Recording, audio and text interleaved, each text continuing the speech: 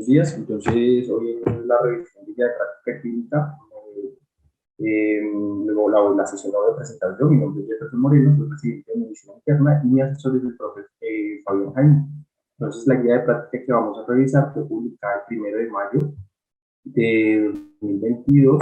Es una guía en conjunto de varias sociedades y es sobre fibrosis pulmonar idiopática y la fibrosis pulmonar progresiva en pacientes adultos. Entonces, es una guía en conjunto entre American Thoracic Society, la Sociedad Europea, la Sociedad Latinoamericana y la Sociedad Japonesa. Es un consenso pues entre las 4 guías. Los precedentes de esta guía, la primera publicación que se hizo fue en 2011, y como podemos ver en el título nos decía que solo se hablaba de fibrosis pulmonar idiopática, tanto del diagnóstico como del manejo. En 2015 hacen una actualización del tratamiento ya enfocada en los antifibróticos con la nueva evidencia disponible a ese momento, sigue centrándose en fibrosis pulmonar idiopática, y en 2018 hacen una actualización con las nuevas estrategias de diagnóstico disponibles. Como podemos ver en las 3 guías previas, se centra en fibrosis pulmonar idiopática. Por lo que cuando vimos la guía publicada en mayo 1 de 2022, que es la que vamos a revisar el día de hoy, notamos que se está adicionando algo al título. Y eso que se está adicionando es la revisión de la fibrosis pulmonar progresiva, el fenotipo fibrosante progresivo, conocido por otras personas, o la fibrosis progresiva. Entonces ya ahí podemos ver qué es lo que agrega esta guía adicional al conocimiento. Cuando revisamos el conflicto de interés, los conflictos de interés de los autores de esta guía, que como vimos son bastantes autores y son las personas más destacadas en el estudio de las enfermedades pulmonares intersticiales y de la fibrosis pulmonar idiopática. Vemos que en los conflictos de intereses que se refieren tanto en el documento como en el suplemento, se indica que para cuando se hacen las guías de acuerdo al protocolo de ATS, todos los panelistas deben declarar cuáles son sus conflictos de intereses, y que normalmente para otro tipo de guías de ATS, cuando al menos la mitad de los coaches o los miembros del comité tienen relaciones con la industria, pues se modifica el panel que va a dar las recomendaciones. Pero en este caso, por ser una enfermedad que requiere tanta especialización o tanta profundización en el conocimiento del tema, esta condición de que al menos la mitad de las personas que dan la recomendación no tengan conflictos de interés, no se puede llevar a cabo, porque como lo dicen ellos mismos acá, si se aplicara esto en esta guía donde los expertos en el tema en general están trabajando en la investigación y por ende en relación con la industria, las recomendaciones de esta guía se limitarían solamente a patólogos, a radiólogos, a epidemiólogos y pacientes, porque prácticamente todos los neumólogos que acabamos de ver listados en la diapositiva anterior, todos trabajan en la investigación de estas enfermedades y por lo tanto trabajan de la mano en las nuevas terapias y tienen relación con la industria. Por lo que esta política de que al menos la mitad de los miembros que hacen las recomendaciones no tengan relaciones con la industria no aplica para esta guía. Vamos entendiendo de esta forma que muchos de los autores aquí tenían relaciones con la industria. Ya vamos a ver ellos qué hicieron pues para tratar de solventar esto. En cuanto a las abreviaciones, como hay dentro de la enfermedad pulmonar intersticial, tenemos incluimos tantas enfermedades o tantas entidades y tantos patrones radiológicos, vamos a tener muchísimas abreviaturas, pero pues de las que más debemos recordar es IPF, que sería fibrosis pulmonar idiopática, que es como el peor patrón o la entidad a la que mayor temor tenemos dentro de las enfermedades pulmonares intersticiales y las de fenotipo fibrosante. La fibrosis pulmonar progresiva, que es PPF, que es lo que estamos definiendo, ¿no? Lo que se está agregando nuevo a esta guía, o el PPF también se puede referir al fenotipo fibrosante progresivo, pero pues estamos haciendo que es la misma entidad. Y UIP, que sería neumonía intersticial usual. Listo. Entonces la guía, como les acabo de decir, está dirigida o está escrita por expertos en enfermedad pulmonar intersticial o en fibrosis pulmonar idiopática más bien. Está también acompañada por epidemiólogos y en todas las recomendaciones se incluyen representantes de los pacientes. Dentro de estos expertos en IPF hay patólogos, hay radiólogos, hay neumólogos, y pues toda la investigación, ¿cierto? Entonces, este grupo de expertos que se reúnen para hacer las recomendaciones dividió la guía en dos partes. Vamos a llamarlas la parte uno y la parte 2.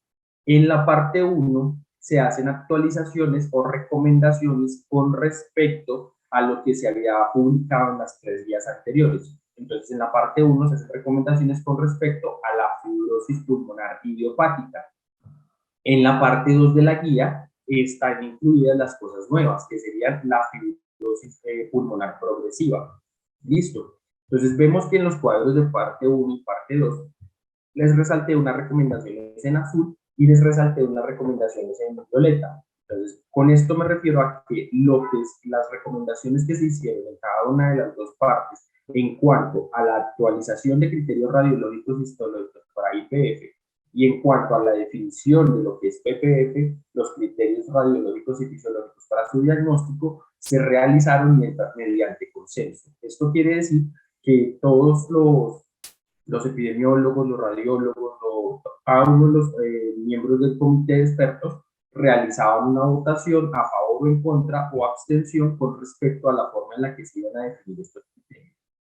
Y la parte inferior, lo que corresponde a lo que está como en violeta, fueron las preguntas que se hicieron con respecto a IPF y con respecto a PPF, en el caso de PPF en cuanto a la terapia, y estas preguntas se respondieron y se generó una recomendación mediante una revisión sistemática de la literatura, ver la evidencia disponible y de acuerdo a esta evidencia, mediante el GREI que usamos en otras vías, hacer la recomendación puntual. Entonces, en IPF se hizo recomendación en cuanto a la criobiopsia, el test de clasificación genómica, la medicación antiácida y la cirugía antirreflujo. Y en cuanto a PPF, se hizo recomendación en lo que se refería a nifediprenidona y nintedanib.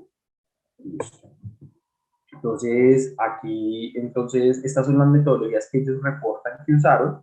Ya sabemos que para la parte morada o las recomendaciones que se hicieron con revisión sistemática usaron GREI, y para la otra parte, que fue mediante la votación, como ya habíamos dicho en las guías de ATS, normalmente, si la mitad de los panelistas tienen conflicto de intereses, no puede hacerse quedan vetados y no puede hacerse una votación, pero en este caso no es posible porque todos los expertos en enfermedad especial han investigado con la industria. Entonces, lo que ellos hicieron fue que se tomaba a los panelistas con respecto a la recomendación puntual que se iba a decidir. Ellos realizaban la votación, los pocos que no tuvieran que ver con la industria, y aparte hacía una votación todos los que tenían que ver, pues, que podían tener algún conflicto de interés. Y si las recomendaciones, tanto el grupo sin conflicto, que era menor, como el grupo de conflicto, iban en la misma dirección, sea a favor, en contra, o la recomendación que estuvieran dando, la recomendación avanzaba. Entonces, hay que aclarar que ellos refieren en el suplemento y en el documento que publica, que esto se dio en todos los casos, que siempre el grupo sin conflicto y el grupo con conflicto dieron las recomendaciones en el mismo sentido, por lo que no vieron necesidad de que se tuviera que modificar la forma en la que se generaban las recomendaciones, que fueron por consenso, que ya les dije que fueron las de definición. Listo. Bueno, también aquí resaltar que el comité pues era multidisciplinario. Listo. Entonces, en cuanto a las recomendaciones que fueron dadas por el sistema GREI, que una recomendación fuerte inicia con nosotros recomendamos, y una recomendación condicional inicia con nosotros sugerimos. Y está dada para cada uno, para las entidades, para los clínicos y para los pacientes, y aquí nos describen qué representaría esta recomendación. Y ATS también tienen sus guías, una parte en la que ellos dan una orientación a qué se refiere ese nosotros recomendamos o nosotros sugerimos. Y es que cuando ellos ponen nosotros recomendamos, están sugiriendo que este sea el curso de acción en el 95% de los pacientes, en el 95% de los pacientes a los que puede aplicar esta recomendación en el escenario clínico donde estemos, y el we suggest se refiere a que lo aplicarían en más del 50% de los pacientes que estén evaluando. Listo. Entonces vamos a ver unas cosas pequeñas de la parte 1, que como les dije, era lo que se refería a IPF, entonces a fibrosis pulmonar, perdón, a la parte que ya habíamos recomendado de las guías anteriores, no a lo nuevo, que lo vamos a ver en la parte de eso. Entonces, recordemos que aquí se hizo por consenso, o sea, por votación, una actualización en la definición de los patrones radiológicos y los patrones histológicos para el diagnóstico de IPF. Entonces, aquí vemos los 4 escalafones en los que quedaron registrados los patrones radiológicos. Como fue por consenso, pues no requiere mayor ampliación. Y entonces vemos que para el patrón de UIP, el patrón de UIP de confidencia del 90% quedó la distribución y las características tomográficas. Entonces, otra vez, suplendo el predominio basal para lo que llamábamos la dieta pico-basal, que podía tener, podía ser heterogéneo muchas veces, que normalmente, ocasionalmente era difuso y que podría ser asimétrico. El panal de abejas que ya conocemos. En el probable, dejamos los que podría dar una seguridad al radiólogo del 70-89%, en provisional, o que tiene baja confianza en el diagnóstico, es lo que llamaríamos indeterminado, y en lo otro serían todos los hallazgos que no serían típicos de una UIF y por frente de una fibrosis pulmonar idiopática y que nos obligarían a pensar en otro diagnóstico, que es cuando tiene una seguridad, el radiólogo que está leyendo este patrón de menos del 50%. Y aquí están listadas las características. Recordemos que estas características fueron definidas por consenso. Las características de patrón histopatológico también fueron definidas por consenso y esta tabla que ya la conocíamos de guías previas.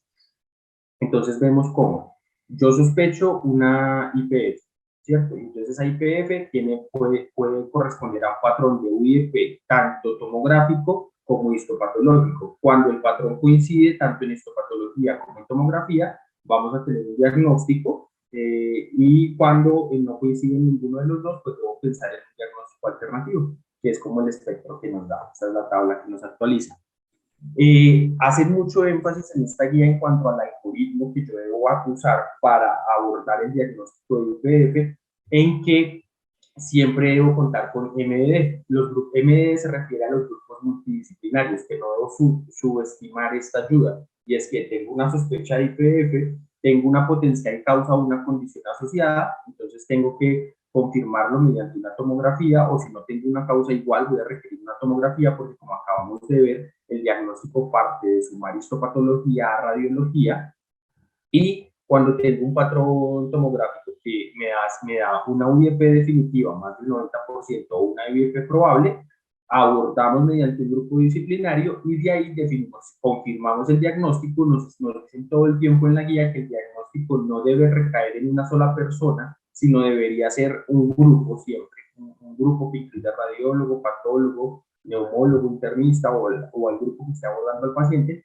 para que el diagnóstico sea más preciso y avancemos en el tratamiento de una enfermedad como esta, que tiene un pronóstico tan malo. Y en el paciente que estamos en el lado no en los dos primeros patrones tomográficos, sino estamos en el indeterminado o en el diagnóstico alternativo, también debemos acudir a un grupo multidisciplinario, que en nuestro escenario serían los staff, y de acuerdo a lo que definamos en el staff, definir la necesidad de un lavado broncoalveolar y de llenarnos de otras herramientas que nos puedan hacer pensar en si es una IPF o tenemos un diagnóstico alternativo. Listo. Entonces, cuando ya tengo el diagnóstico de IPF, entonces recordar que el tratamiento debe abordarse, como decía en las guías previas, con antifibróticos en el diagnóstico de IPF, en las medidas no farmacológicas, como son el oxígeno, la rehabilitación pulmonar, el control de las comorbilidades, en el tamizaje frecuente para el cáncer, en el control de síntomas. En cuanto al reflujo gastroesofágico, no lo amplío, pues cuestiones de tiempo, pero pues se define lo que en esta guía queda como una recomendación fuerte y en contra de realizar cirugía antirreflujo, y fuerte y en contra en cuanto a la necesidad de hacer terapia pues antiácida. Listo. Y el manejo pues de la hipertensión pulmonar. El monitoreo para la progresión de la enfermedad debe hacerse con tomografía. La tomografía la puedo hacer en dos escenarios: cuando yo pienso que el paciente está progresando, cuando estoy evaluando una exacerbación, cuando estoy tamizando para cáncer, por lo que definir un tiempo estipulado para la frecuencia de la tomografía es difícil, sería difícil de establecer, porque pues va a depender del escenario, si es una exacerbación, si simplemente estoy haciendo un monitoreo que podría definirse entre 3 y 6 meses, o si estoy haciéndolo para el seguimiento de cáncer. Y siempre cuando ya el paciente ingresa a un grupo experto en enfermedad pulmonar intersticial y en fibrosis pulmonar idiopática, estar planteando la posibilidad de entrar en una lista para trasplante. Entonces, las recomendaciones de la parte 1 son muy breves, no hablan de tratamiento porque eso se abordó en las guías previas, y bien, tienen otras dos recomendaciones que no amplío porque en nuestro medio, en Latinoamérica, no está disponible los test genómicos para la evaluación de la fibrosis pulmonar idiopática en una forma temprana. Entonces ellos recomiendan que estos test sí son de utilidad, requieren pues estar a más disponibilidad, y recordemos que el objetivo es que yo tenga un marcador de que el paciente está presentando fibrosis antes de que la tenga, para que yo pueda evitar ya hacer el diagnóstico, que es cuando veo la fibrosis en la tomografía. Entonces la recomendación es a que esto sí se debe hacer, pero pues no está disponible en nuestro medio. Y en cuanto a lo que se refiere a la criobiopsia, recordemos que en el diagnóstico de UIP y IPF necesitamos un patrón histológico. Entonces, ese patrón histológico, por una criobiopsia en forma transbronquial, el objetivo es que la biopsia tenga menos complicaciones y yo pueda hacer el abordaje antes. Bueno, y recordar que es en el tejido de la biopsia donde se aplican estos paneles genómicos que no están disponibles en Latinoamérica, y pues para lo de la aplicación de la criobiopsia se necesitaría un centro experto en donde se pudiese hacer, que pues todavía no es algo que tengamos ampliamente disponible. Listo. Entonces, en la parte 2 viene lo que es nuevo en la guía, más diferente es diferente con respecto a las anteriores, y es el patrón, el patrón o fenotipo fibrosante pero progresivo. Entonces, ¿por qué darle tanta relevancia a decir que es un patrón fibrosante progresivo? ¿Cuál es la relevancia de que busquemos darle este nombre a algo? Y entonces, cuando estamos viendo a pacientes con enfermedad pulmonar intersticial, tenemos diferentes patrones tomográficos. Y de los que estábamos hablando, y que por ende tiene una guía específica, es la fibrosis pulmonar idiopática. Y tiene un patrón específico la fibrosis pulmonar idiopática porque avanza rápido, genera mucha fibrosis y tiene una sobrevida que raras veces supera los 5 años de vida, y es tan mal como la de muchas otras neoplasias. Entonces, la fibrosis pulmonar idiopática es como esa enfermedad prototipo definida por histopatología y tomografía, en la que sabemos que si no actuamos rápido, el paciente va a tener malos desenlaces.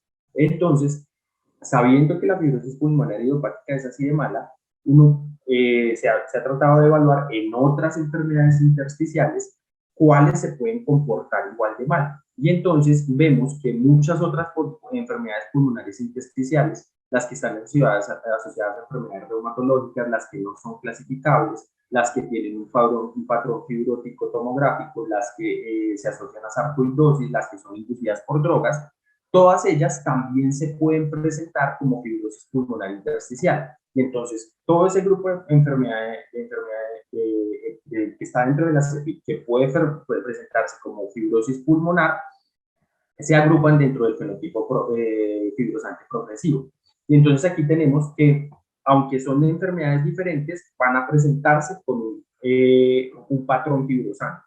Y entonces ese patrón fibrosante ocurre porque tenemos una injuria inicial en el pulmón que podría depender de factores ambientales y susceptibilidad genética, y en un pulmón que inicialmente era sano, vamos a tener una desregulación endotelial, se activa el epitelio, tenemos inflamación, autoinmunidad, y el intersticio del pulmón empieza francamente a fibrosarse. Entonces pasamos de un pulmón sano a un pulmón muy inflamado, empieza a a desarrollarse ya fibrosis, y esta fibrosis va a promover otras señales que favorecen la migración de fibroblastos, su proliferación y activación. Y entonces, cuando ya tenemos este fenotipo de fibrosis, clínicamente vemos un deterioro vemos síntomas, vemos alteraciones en la calidad de vida y vemos deterioro en las pruebas funcionales.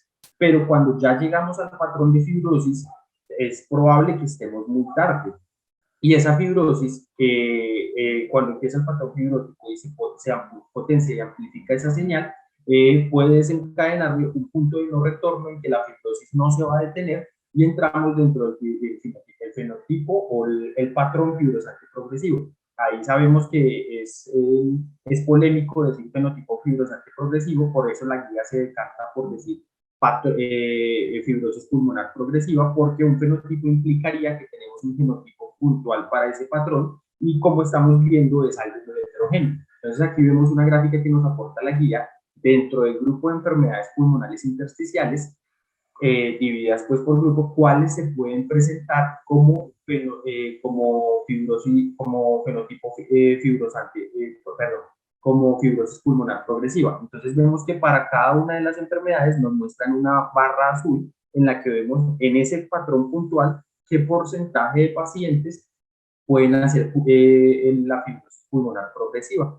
Entonces vemos que puede ser tanto en las enfermedades ocupacionales como en las asociadas a medicamentos, radiación, posinfecciosas, en las asociadas a enfermedades reumatológicas, y dentro de las reumatológicas, pues la más estudiada dentro de las fibrosis pulmonares es la esclerodermia y la artritis reumatoidea, y en cuanto a los patrones no clasificados o tomográficos o de otras patologías. Entonces podemos ver que son demasiadas las enfermedades que pueden mostrarse con este patrón.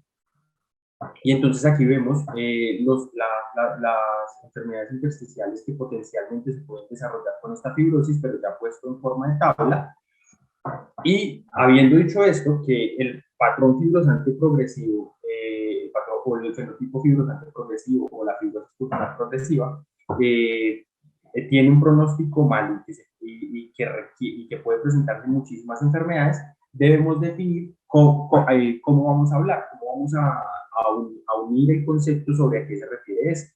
Entonces, esto fue hecho con consenso de expertos en esta guía, y nos dicen que para definir la fibrosis pulmonar progresiva vamos a usar 3 dominios. A diferencia del IPF, aquí no vamos a usar esta histopatología, entonces los 3 dominios que vamos a usar aquí son la clínica, las variables fisiológicas, y dentro de las variables fisiológicas va a ser la capacidad vital forzada o el DLCO y la radiología. Entonces vamos a tener un patrón radiológico que nos describe la fibrosis pulmonar progresiva, y va a ser reticulaciones finas nuevas, opacidades en vidrio esmerilado, bronquiectasias de tracción nuevas, el incremento en la extensión o el incremento en las anormalidades reticulares, el incremento en la pérdida de volumen lobar, la aparición o incremento, la nueva aparición o incremento en el patrón de panal de abejas, y el aumento o la extensión o la severidad de las bronquiectasias o bronquiolectasias por tracción. Entonces, cuando yo tengo estos patrones radiológicos, estas variables fisiológicas o cambios en los síntomas, podría definir que tengo una fibrosis pulmonar progresiva en alguno de los escenarios de todas las enfermedades que describimos antes. Y entonces, cuando vimos las dos variables fisiológicas, dijimos que podíamos definirlo mediante capacidad vital forzada, aquí lo estamos viendo, una declinación mayor al 5% del predicho en un año, o una capacidad de difusión de CO2 corregida para la hemoglobina mayor al 10% del predicho dentro de un año de seguimiento. Entonces, cuando vemos por qué escogieron estas variables dentro de tantas variables, la que más se resalta es la capacidad vital forzada.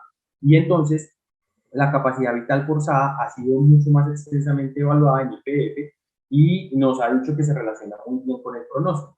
Y entonces debemos saber que para evaluar la capacidad vital forzada tenemos 2 métodos. Un método es relativo y un método es absoluto. Cuando estamos hablando de un método absoluto, nos referimos a una resta entre la capacidad vital forzada predicta, el porcentaje del predicto que el paciente tenía, menos la capacidad vital forzada que el paciente tenía en la comparación, o sea, los 10 meses. Es literal restar 60, restarle a 60, 50%, eso nos da 10%. Eso es una diferencia de 10% absoluta.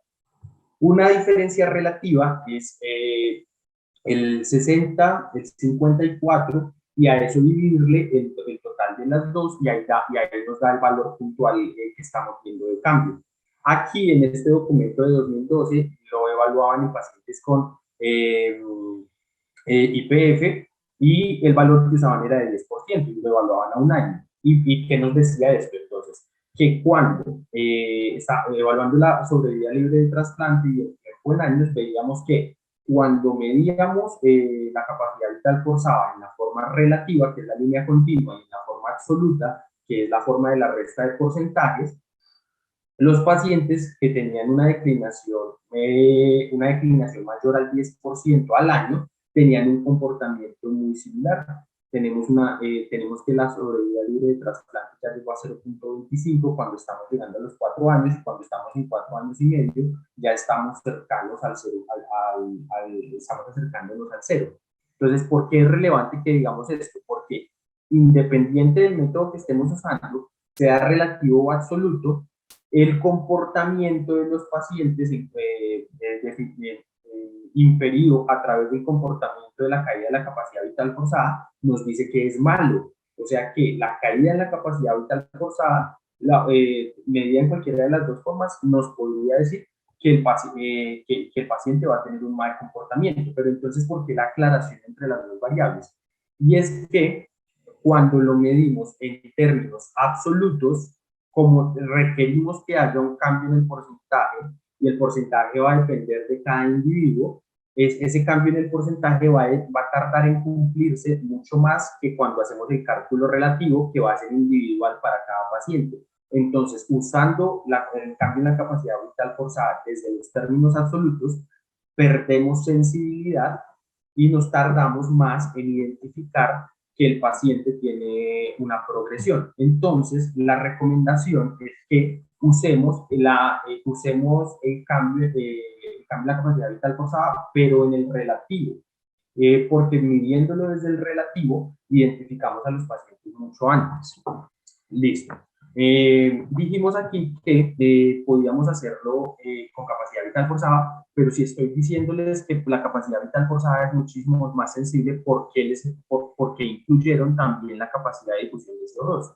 La razón por la que lo incluyen es porque estamos hablando de una enfermedad del intersticio, pero hay una razón adicional, y es que la capacidad vital forzada se va a ver disminuida cuando yo tengo fibrosis. Entonces, al tener tener fibrosis y perder volumen, pues ella va a caer. Pero recordemos que hay enfermedades en las que no solo se presenta fibrosis, sino que también se presenta aparición de enfisema. Entonces, cuando el paciente tiene una enfermedad de todas estas que se pueden presentar en esta forma, que aparte de fibrosis desarrolla enfisema, el enfisema va a aumentar los volúmenes y en la espirometría yo voy a ver capacidades vitales forzadas falsamente normales. Dado que la capacidad vital forzada se puede ver falsamente normalizada por la presencia de enfisema, cuando yo tengo un paciente que en su tomografía veo hallazgos de enfisema, no puedo confiar la variable fisiológica solamente a la capacidad vital forzada, sino debería evaluar la capacidad de difusión de CO2 con estos valores de referencia, pues la capacidad de difusión de CO2 no se ve tan alterada por el enfisema y sí se ve alterada por la hipertensión pulmonar. Esa es la razón por la que tenemos dos variables y no solo una, porque no es perfecta. Listo. Entonces, cuando queremos ver la historia natural de la enfermedad intersticial, de esta fibrosis pulmonar progresiva o fenotipo fibrosante progresiva o fibrosis intersticial, tenemos que recurrir a este estudio publicado en 2020. Y aquí de este estudio quiero que vean los dos cuadros que están señalados en morado. Entonces, este estudio nos compara el pronóstico de los pacientes en el INPULSIS, que fue el estudio que soportó el uso del nintedanib en los pacientes con IPF. No lo abordamos pues porque es de una guía previa, en los pacientes con IPF, y el INBUL, que evalúa el uso del nintedanib en los pacientes con fenotipo fibrosante progresivo. Y entonces, como ya sabemos que la IPF es muy mala, y por eso, por eso tratamos de favorecer el uso de antifibróticos, ¿qué pasa con el fenotipo fibrosante progresivo? Y entonces, en las próximas diapositivas vamos a ver una comparación entre lo que pasaba con los pacientes con fenotipo fibrosante progresivo que no recibían antifibrótico y los pacientes con IPF que no recibían antifibrótico. Entonces vemos que en cuanto a la capacidad vital forzada, en mililitros y en porcentaje del predicho, son pacientes relativamente similares. Vemos que están un poco más comprometidos los que estaban con IPF en el Impulsis, y en cuanto a la capacidad de difusión es bastante similar. Aquí vemos el porcentaje del género, las edades muy similares y cuántos de ellos fumaban antes. Y luego nos separan estos pacientes, tanto el Impulsis como el Imbul, de acuerdo al patrón tomográfico. Y entonces aquí es la totalidad de los pacientes. Aquí son los pacientes que en la tomografía tenían un patrón fibrótico similar al de la UIP, y aquí a los pacientes que no tenían un patrón similar a UIP, sino tenían cualquier otro patrón tomográfico. Y vemos que en general el comportamiento, el número de pacientes en ambos grupos, el número de pacientes en ambos grupos en esta columna, 125, 423, 206, 423 y 331, 423, y cómo era la tasa anual de declinación, tanto globalmente como separados por los que se parecían a UIP y los que tenían unos patrones diferenciales. Y en general, no hay mucha diferencia en cuanto a los que parecían a UIP. En cuanto al Imbul, en los que tenían un patrón fibrótico diferente, parecía que declinaban un poco más rápido en términos estadísticos, pero cuando ya los ponemos a todos en grupo, recuerden que estamos hablando de los que estaban en estos estudios, pero que estaban en los brazos de placebo.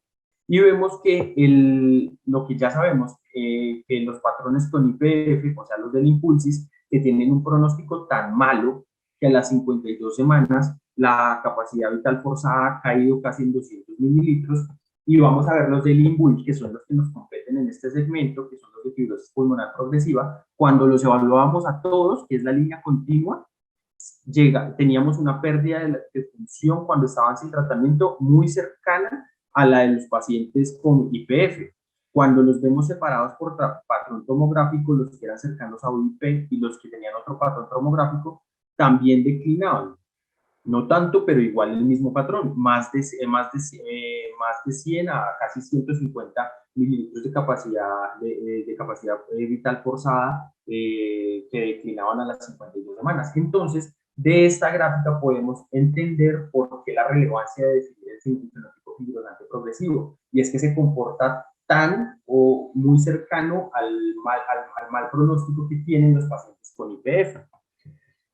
Aquí vemos separados esos pacientes de acuerdo al tipo de enfermedad que tenían, al tipo de enfermedad que tenían, más el patrón radiográfico parecido al UIP, o sea, al del IPF, o los pacientes que tenían otro patrón tomográfico y de acuerdo a la enfermedad que tenían. Y en general, en todos vemos una declinación funcional entre menos 100 hasta menos 300 o incluso menos 350 de capacidad pulmonar forzada, con valores que estadísticamente no eran tan buenos para los dos primeros segmentos, pero que en general estamos viendo la tendencia. Entonces, aquí hay una comparación también para mostrarnos el Impulsis, que son los de IPF y los del Imbul, y en todos teníamos una declinación relativa de la capacidad pulmonar mayor del 10%. Vemos que son gráficas muy similares, que es el objetivo de estas diapositivas, que veamos que es muy similar al mal pronóstico de IPF. Aquí cambios mayores al 5%. Aquí vemos qué proporción de los pacientes fallecían a las 52 semanas en el Imbul, que son los de IPF, y tenemos 17, y divididos en 16 los que se parecían a UIP, diciéndonos que el patrón fibrótico similar a UIP pareciera ser un poco, tener un poco peores desenlaces. Y aquí los pacientes con IPF. Aquí también vemos la declinación de capacidad vital forzada al 10%, vemos también entonces patrones muy similares. Y aquí una segunda mirada a la base de datos cuando ya había pasado más allá de las 52 semanas, y vemos que el patrón se mantiene. Esta es una publicación del 2021 de 165 pacientes, es una corte retrospectiva y evalúa pacientes en Lyon, Francia, y también tratan de hacer lo mismo, ver cuál es el comportamiento de este patrón fibrosante progresivo. Y nos muestra también que el patrón fibrosante progresivo, la sobrevida se llega al punto del 50%, y vamos a tener una pérdida de pacientes hasta las 84 meses, muy significativa, independiente del tipo de patrón que tenga, pero que se hace mucho más marcado cuando la enfermedad no es clasificable, cuando se asocia neumonitis por hipersensibilidad, o cuando el patrón tomográfico se parece a un P. Listo. Entonces, habiendo dicho esto, recopilemos. El PPF es importante definirlo porque se puede presentar en muchas enfermedades. Tiene un pronóstico tan malo como el de la fibrosis pulmonar idiopática. Entonces, si tiene un pronóstico tan malo, los estudios han tratado de evaluar si también se puede beneficiar de los antifibróticos. Entonces, los dos antifibróticos que se han evaluado son pirfenidona y nintedanib. Entonces, en cuanto a pirfenidona, tenemos dos estudios. El primero es este, que es el RELIEF, que fue un estudio de fase 2, placebo controlado, aleatorizado, doble ciego, en el que trató de verse cómo le iba la pirfenidona. A saber aquí que este estudio se debió terminar, se terminó o se dio por terminado por futilidad porque la recolección de los pacientes fue demasiado lenta. Entonces, como no se logró avanzar en la recolección de pacientes, ellos igual trataron de hacer un análisis estadísticos y cuadrar y ver las tendencias, habiéndose terminado antes. Como ya, entonces, ellos igual hicieron el análisis, pero esto se terminó por muy lenta recolección de pacientes. Entonces, vemos que recolectaron 64 pacientes para el brazo de pirfenidona, 63 para el brazo placebo. En general, la mayoría de los pacientes para el brazo placebo fueron mujeres y para el brazo de pirfenidona fueron hombres. Casi un porcentaje entre 22 y 32 tenía oxígeno suplementario, y aquí vemos las capacidades vitales forzadas que tenían, muy similares. El BF1, la capacidad de difusión, la relación, la caminata de 6 minutos, el antecedente de uso de inmunosupresión o esteroides y la monoterapia con esteroides. Vemos el comportamiento para el grupo de pirfenidona, recordando que no se logró el número necesario de pacientes que se habían planteado al inicio, y entonces la tendencia sugiera que en cuanto al cambio en la capacidad vital forzada, la pirfenidona le iba un poco mejor que al placebo y que se declinaba más rápido en el grupo de placebo, pero recordemos que aquí no alcanzamos el número de pacientes que se requerían. En cuanto a los cambios a las 48 semanas, en cuanto a pirfenidona versus placebo, entonces vemos en la capacidad vital forzada en la línea basal en los pacientes con pirfenidona, y aquí vemos el cambio que fue de menos 36, o sea, una caída a las 48 semanas de capacidad vital forzada de menos 36 mililitros, y en el grupo de placebo de menos 114, sugiriéndole a uno que hay un efecto, pero pues con todas las limitaciones estadísticas que le da, que no tuvo un buen número.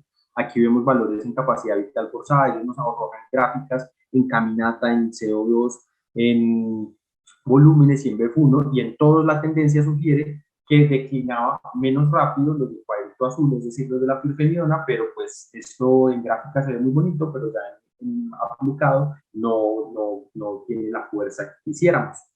Aquí vemos el uso de pirfenidona también en fenotipo fibrosante progresivo, y aquí son 253 pacientes, son más que en el anterior, es un reclutamiento más completo, pero aquí la diferencia, aunque la diferencia no se logra evidenciar. Entonces ahí cambia una capacidad vital forzada a las 24 semanas, y vemos aquí para el grupo de pirfenidona y para el grupo de placebo, y en general son datos demasiado similares. Aquí vemos cómo la capacidad vital forzada aquí en la pérdida, y hacia la derecha en los que la mantenían, y separados, pues ya tratando de hacer un análisis por subgrupos a ver si había algún efecto. Entonces, por sexo, por edad, porque hay capacidad vital forzada, y no vemos un resultado tan prometedor como el que ellos pretendían o se esperaba encontrar.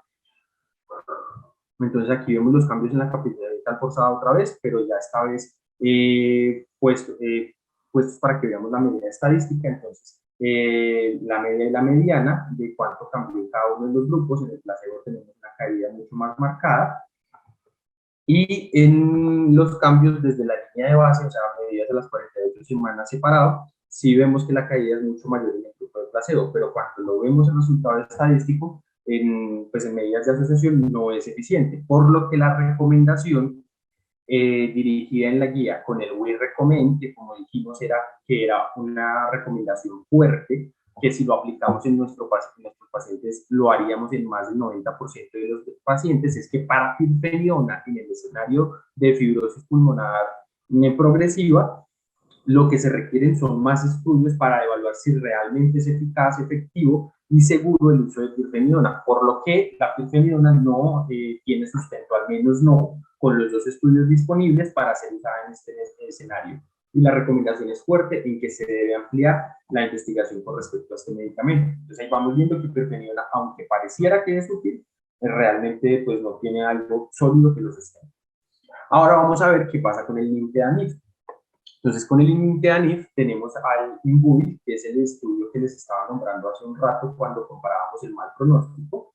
Y entonces en el INVUI, que fue publicado en el NINJA en el 2019, nos dan esta gráfica, que es una gráfica muy esperanzadora en cuanto a cómo le va a los pacientes con nintedanib versus los pacientes que reciben placebo. Y entonces aquí los pacientes se compararon entre los que tenían un patrón tomográfico similar a UIP y los que no tenían un patrón tomográfico similar, y en ambos y se hizo pues las dos líneas que estamos viendo ahí. Entonces el patrón similar a UIP son los que tienen las líneas discontinuas, y la línea continua es la totalidad de los pacientes, tanto los que tienen patrón similar a UIP y los que no lo tienen, o sea, la sumatoria de los dos. Y estamos viendo que el uso del nintedanib tanto en el patrón similar a UIP como en la totalidad de los pacientes retrasa la declinación funcional medida con la caída de la capacidad vital forzada a las 52 semanas. Medida de las 52 semanas, y vemos que a las 52 semanas en los pacientes que reciben el nintedanib hay una caída cercana al 50%, y en los pacientes que no lo reciben, separados pues por cualquiera de los dos patrones, tenemos una caída de menos 200 mililitros. Y aquí vemos el porcentaje de pacientes que evaluábamos en cada uno de los momentos cuando llegamos ahí. Pero entonces dijimos que el INVUI estaba diciendo los pacientes con fenotipo fibrosante progresivo. Pero durante la charla les he dicho que el fenotipo fibrosante progresivo pueden ser muchos pacientes. Entonces, un año después, en 2020, en Lancet se publica un análisis por subgrupos de los pacientes que acabábamos de ver en el INVUI. Y entonces nos decían que de los pacientes que teníamos en el INVUI, los podíamos dividir en estos 6 grupos grandes. Y es que el 26% de los pacientes con PPF tenían neumonitis por hipersensibilidad, pues en su fase fibrótica. El 25.6 tenían una enfermedad pulmonar asociada a autoinmunidad, y de estos la mitad eran AR, y un gran porcentaje con esclerosis sistémica. Muchos tenían un patrón no específico, de neumonía intersticial no especificada, un 17.2% no eran clasificables, y el porcentaje de 12.2 eran otras enfermedades pulmonares intersticiales, que ya vamos a ver cuáles eran. Y entonces aquí en el análisis por subgrupos, de los 332 pacientes del INVUI separados, entonces vemos que de los 84 pacientes que tenían neumonitis por hipersensibilidad y que recibieron nintedanib versus los 89 en el placebo, la intervención favorecía la preservación o la no pérdida, la no pérdida de la capacidad vital forzada o declinación de la capacidad vital forzada a las 52 semanas, tanto como para el patrón no especificado, para otras enfermedades pulmonares intersticiales, para la neumonitis por hipersensibilidad y especialmente para las reumatológicas. Tocaba el cero o no estaba tan a favor de la intervención para el patrón no clasificable, y alcanzaba a llegar en el patrón de neumonitis por hipersensibilidad.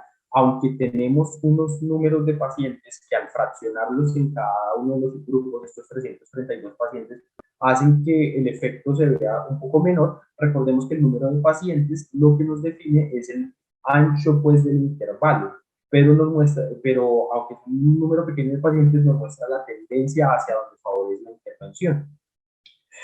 Aquí en esta vemos el análisis también de esos pacientes, pero excluyendo o sea, se analizan como grupo y se excluye solo a uno de los grupos de pacientes. Entonces, aquí en el primero está el no especificable, no clasificable, las autoinmunes y otras fibrosantes, y se excluye la hipersensibilidad. En el segundo se excluye la no especificada. En el tercero se excluye la no clasificable. En el cuarto se excluyen las autoinmunes.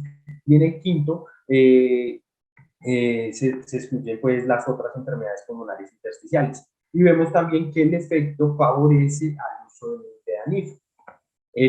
Aquí vemos cómo se favorece el uso del nintedanib en cuanto a los que tenían, en los que eran otros pacientes, los que eran todos, y los que tenían solo 4 de los patrones que habíamos visto anteriormente. Entonces vemos que a pesar de las diferentes combinaciones en el análisis por subgrupos, pareciera que se favorece el uso del Nintedanib medido desde la pérdida de la capacidad vital forzada en mililitros por año o a las 52 semanas. Y entonces aquí les estoy diciendo que el efecto pareciese ser desde una variable fisiológica. Y recordemos que cuando lo evaluamos desde las variables clínicas, ellos aplicaron 5 encuestas para medir calidad de vida. Y en 2 de las 5 encuestas para medir, o sea, calidad de vida o el número de síntomas que el paciente tenía, les daba resultado en 2 de número de síntomas, o sea, en 2 encuestas de calidad de vida. Ellos no lo reportan como un hallazgo grande porque en las otras 3 encuestas para evaluar síntomas y calidad de vida, el resultado no fue igual.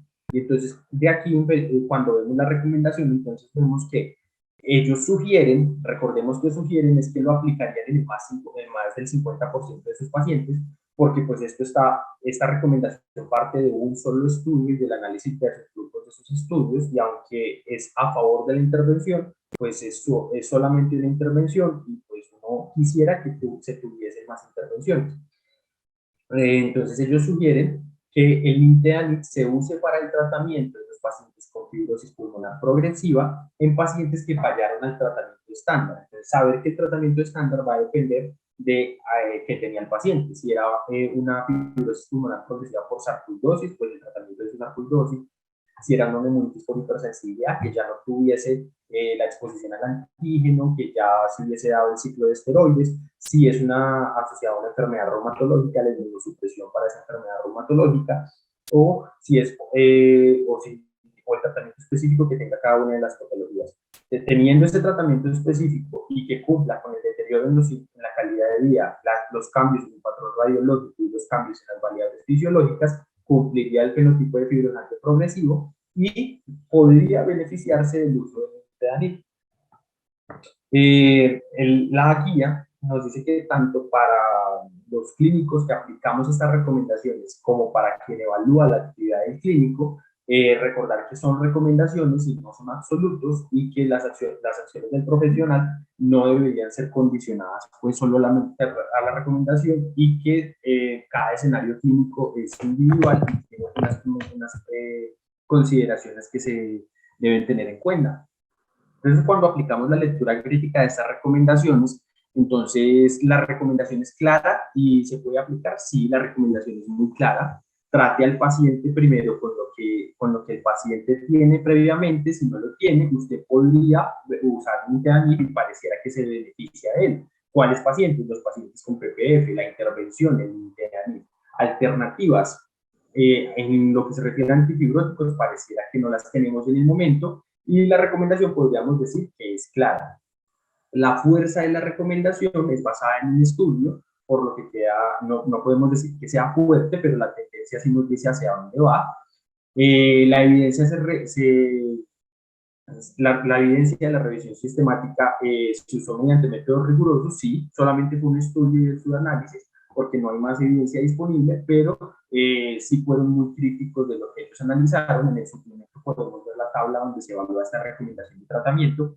El panel consideró todos los posibles desenlaces importantes para los pacientes. Como les decía, aunque la evidencia en variable fisiológica es evidente, cuando se vio en cuanto a síntomas y calidad de vida, ellos aplicaron 5 cuestionarios, en 2 favorecía la intervención y los otros 3 no. Entonces podríamos decir que tal vez lo más relevante para un paciente es el desenlace clínico, y el desenlace clínico se evaluó. En desenlaces más fuertes como la mortalidad, pues esta es una enfermedad que tiene un pronóstico bastante malo, y para que nosotros tengamos un desenlace de mortalidad o para que podamos verlo, documentarlo, requiere que el estudio se prolongue y que uno pueda ver que se presenten estos casos. La única forma de ver la mortalidad es que se presente el caso de mortalidad. Por eso, pues sabemos que el INVUI estaba haciendo una extensión del estudio en la que ya no van en placebo un Nintedanib, sino todos los pacientes están recibiendo Nintedanib. En cuanto a si el panel generó juicios apropiados de acuerdo a la interpretación de la evidencia y de acuerdo a esto nos dio una recomendación final, en mi opinión, en lo que se refiere a las recomendaciones de intervenciones en cuanto a la parte 2, que es la de los antifibróticos, me parece que sí fueron pues sí evaluaron la evidencia disponible, que no es mucha, y fueron rigurosos y muy cuidadosos en la forma en la que plantean la recomendación, y nos dan no nos sobreestiman la magnitud del efecto, sino nos dicen que nos sugieren, ¿no?, que seamos más aterrizados. En cuanto a las recomendaciones que se hicieron mediante a consenso, pues como es de definición de variables, pues es necesario que se haga consenso, y pues uno creería que no afecta tanto, con lo cuidadosos que hay que ser en esto el efecto que pudiese tener la industria sobre esta definición. Y en cuanto a si las recomendaciones se aplican a pacientes específicos, sí, ya definimos extensamente cuáles eran los pacientes a los que les podía servir estas recomendaciones. Entonces, en cuanto a los mensajes para llevar, debemos saber que el fenotipo fibrosante progresivo puede ser hasta el 40% de las enfermedades pulmonares intersticiales, y el prototipo de la fibrosis pulmonar, el prototipo del fenotipo es la fibrosis pulmonar idiopática, con todo lo malo que esto implica. Entonces, saber que debemos considerar a los pacientes con PPF que pueden tener un desenlace tan malo como los de IPF, definiéndolo desde la declinación funcional y la sobrevida libre de trasplante, por lo que deberíamos darle la relevancia y la atención que requieren, así como lo hacemos con los pacientes con IPF, que la definición del PPF se basa en una variable fisiológica, radiológica y clínica. A diferencia del IPF, no se basa en una variable de histopatología.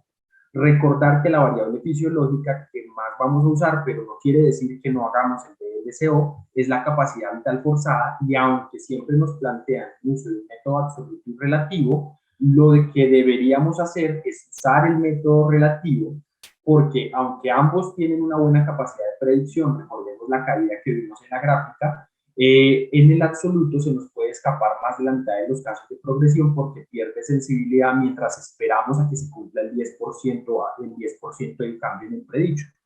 En cuanto a las conclusiones, recordar que son recomendaciones y no deben superar nuestro juicio clínico, y algo en lo que la guía enfatiza muchísimo: son pacientes complejos que requieren una suma de muchas variables para que nosotros tomemos decisiones en cuanto a diagnóstico, intervención, terapia o tratamiento, por lo que debemos basarnos en grupos multidisciplinarios. Esto no es un paciente para que vea un solo especialista, son pacientes para manejar interdisciplinariamente, y así poder tal vez superar un poco las barreras diagnósticas en las que nos enfrentamos en nuestro medio, adicional a la dificultad propia de estos pacientes. Y aunque existen muy pocas opciones terapéuticas, el pronóstico de la enfermedad de los 5 años es el de una neoplasia de mal pronóstico, es mucho menor, es una sobrevida menor a 5 años. Entonces, si yo no tengo otra intervención, pues deberíamos considerar la posibilidad de usarla, y no esperar a que tengamos una evidencia,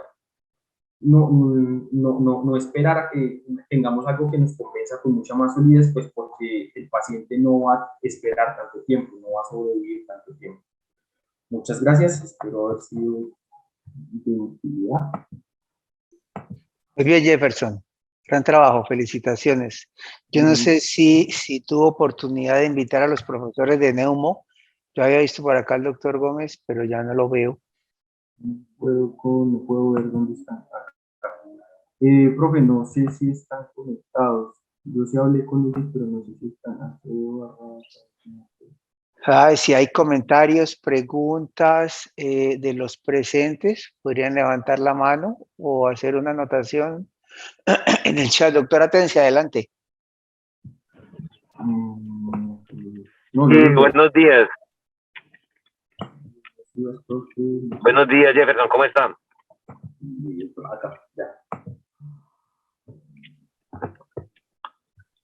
Ok, Jefferson, felicitaciones por la exposición. Nos queda claro que probablemente el seguimiento funcional e imagenológico de estos pacientes para detectar quiénes son los que dentro de las enfermedades pulmonares intersticiales empiezan a presentar el fenotipo fibrosante progresivo son los pacientes que probablemente se puedan beneficiar más y de manera temprana de la terapia antifibrótica. ¿Qué dice la guía del lapso de evaluación? Es decir, ¿cada cuánto debemos hacer esa capacidad vital forzada, ese seguimiento tomográfico, esa difusión de monóxido para ver la diferencia. ¿Qué recomiendan en ese sentido? Y muchas gracias. Entonces, dicen que la tomografía uno la puede hacer en varios escenarios. Entonces, cuando yo estoy haciendo tamizaje para neoplasia, sería pues anual. Cuando estoy haciendo, o sea, cuando la razón de la tomografía en la que yo puedo identificar que el paciente progresó, ¿cierto? Entonces, yo la puedo hacer cuando estoy haciendo una búsqueda activa, que es entre 3 y 6 meses, pero un valor en meses específico no da. Puedo hacerlo cuando el paciente se exacerba por otra razón. Durante la exacerbación yo hago una tomografía y me doy cuenta que progresó. Entonces ahí yo lo estoy detectando no por tamizar, no por seguimiento, sino porque lo encuentro. O cuando encuentro la progresión en el paciente que se le estaba haciendo tamizaje para neoplasia. Plantean de 3 a 6 meses o que yo la haga por otra razón y identifique la progresión. Y ahí me parece importante resaltar, y es algo que se habla en la guía, pero como no lo tenemos disponible, no lo nombré, y es usar programas o software de lectura sistematizada para que uno pueda comparar y hacer un poco más objetiva esa progresión radiológica. No los tenemos disponibles, entonces la forma en la que podemos evaluar esa progresión radiológica es con un grupo multidisciplinario y apoyarnos en radiólogos expertos, pues porque ver esa progresión es bastante difícil. Entonces, respondiendo a la pregunta, 3 a 6 meses, pero eso no es un valor absoluto. En cuanto a las pruebas de función pulmonar, entre 6 meses y un año para el seguimiento, pero pues uno debería bajar la sensibilidad si el paciente está teniendo manifestaciones clínicas, que ahí ya no estaría haciendo tanto como podría bajar el umbral para que yo haga el seguimiento más rápido, y tenerlo en cuenta en los pacientes en los que yo tengo una enfermedad en la que sabemos que puede presentarse el fenotipo más fácilmente, especialmente la esclerosis sistémica y el AERO.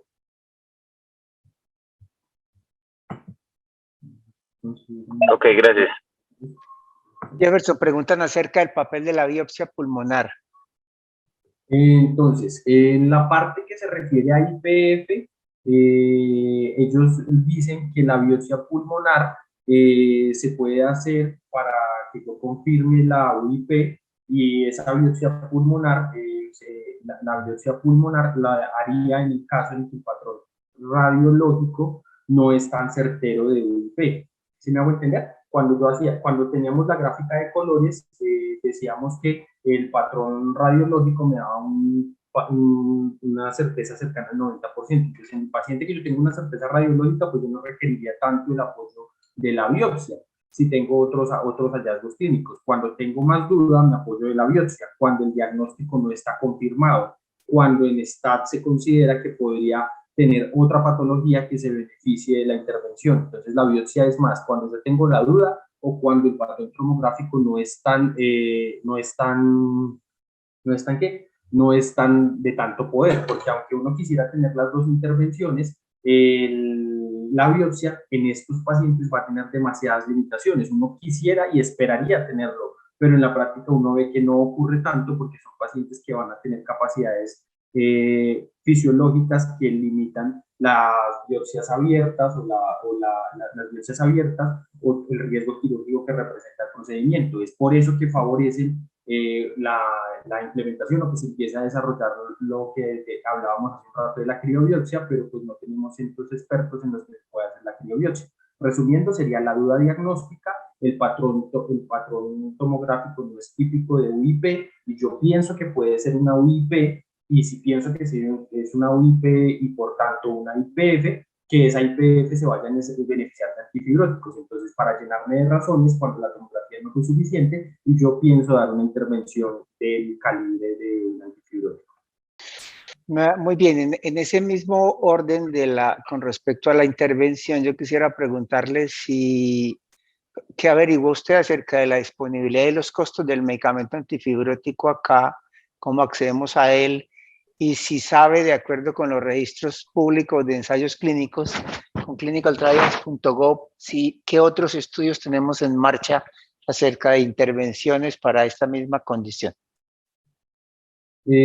Profe, entonces están disponibles pirfenidona y nintedanib, Sura los suministra, el nintedanib tiene, pues ambos, pero especialmente el nintedanib, como todavía tiene la patente, tiene un costo muchísimo mayor, que ronda el rango de los millones. Si no estoy mal, está entre 5 y 9 millones. Pero pues ahorita el profe Atencia me corrige porque entiendo que está en el rango de los millones. El nintedanib sí se autoriza, la autorización es el IPF y se puede justificar mediante staff cuando tenemos la presencia de fibrosis pulmonar progresiva. En CardioVid eso es lo que se hace pues con los pacientes que tenían fibrosis pulmonar progresiva y era justificarlo mediante staff que estaba progresando y se justificaba el antifibrótico. La limitación es en la diarrea, los efectos adversos gastrointestinales que limitan la titulación del medicamento y son las que muchas veces limitan que uno avance pues en su suministro. Y en los estudios que están en curso, el INBUIT, que es el estudio que tenía los 333 pacientes y el más grande en fenotipo fibrosante progresivo, está haciendo una extensión y ya el brazo que tenía placebo y el brazo que tenía nintedanib, ambos brazos están recibiendo nintedanib. Todavía está sin publicar, pero está en curso y es el INBUIT 2. Y otras intervenciones en lo que se refiere a IPF, ya habíamos visto que el uso de esteroides y lo que se vio en el Panther era que aumentaba la mortalidad. Entonces en el IPF el tratamiento por ahora son los antifibróticos. Y Muy pues bien. lo específico para cada enfermedad IPF. Vale, muchas gracias. El doctor Atencia tiene otro comentario. Carlos, adelante. Sí, Jefferson, el escenario de NINE, biopsia para definir si la NINE es celular o fibrótica, ¿qué dice la guía? Y muchas gracias. Profe, no recuerdo puntualmente, pero si no estoy equivocado, cuando yo quiero soportar que tengo fibrosis, pues cuando tengo fibrosis para poder usar antifibrótico. Pero no me acuerdo específicamente. Me parece que sí lo favorece para definir lo fibrótico, pero de pronto estoy errando, profe.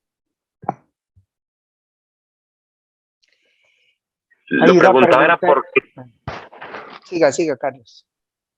No, profe, lo preguntaba, gracias, perdón, lo preguntaba era porque el profe Giovanni en la evaluación del trabajo nos recomendó eso, en la evaluación del trabajo de Kevin, de Jonathan y de Luis, intentar definir si en NINE se hizo biopsia, si es el fenotipo NINE celular o NINE fibrótico, porque el pronóstico es muy diferente, Sí, va mucho peor a los fibróticos.